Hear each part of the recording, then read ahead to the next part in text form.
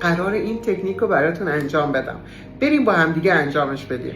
ابزار کارمون: یک، چسب، حالا میخواد چسب برق باشه، چسب نواری باشه یا چسب بینی، هیچ فرقی نداره، هر چسبی که داشتی میتونی استفاده کنی. دومین چیز، یه سایه قهوه‌ای، حالا متمایل به زیتونی باشه، دودی باشه، زیاد قرمزی نداشته باشه. حالا من نخواستم مارک خاصی بهتون معرفی کنم که یه وقت نداشته باشی، ولی هر چی داشتین توی پالت سایه‌تون قهوه‌ای بود یا کانتور داشتین میتونی استفاده کنی. سومین چیز، بیوتی بلندره. یه بیوتی بلندر کوچولو من برداشتم.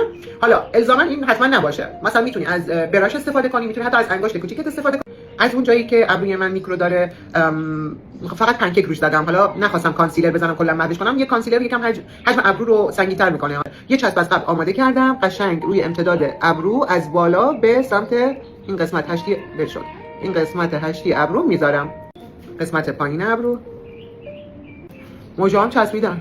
حالا این قسمت که ابرو رو میاره پایین‌تر و قسمت پایینش.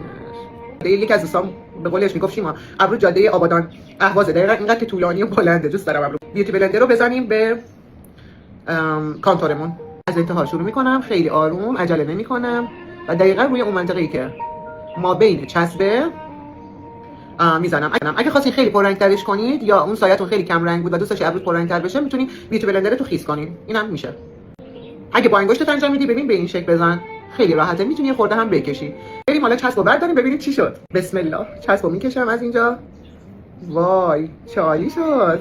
چسب پایین. واو مای گاد. فکر کنید شما اصلا ابرو نداشته باشید و بخوای این تکنیک رو انجام بدی، خیلی عالیه، خیلی راحته. فکر کنم همش 3 ثانیه هم نشد. من ویدیو رو طولش دادم ولی واقعا اصلا طول نکشید. احساس میکنید بالاتر رفته. یه پنکیک یا کرم پودی که به صورتتون قبلا زدین رو برمی‌دارید با یه براش قشنگ دورشو تمیز میکنید به این شکل. یعنی من میخوام بگم لایک به اونی که این تکنیک رو انجام داد و ترندش کرد و به داد اونایی رسید که نمیتونن ابروهاشون رو طراحی کنن. خیلی دوستتون دارم. بای.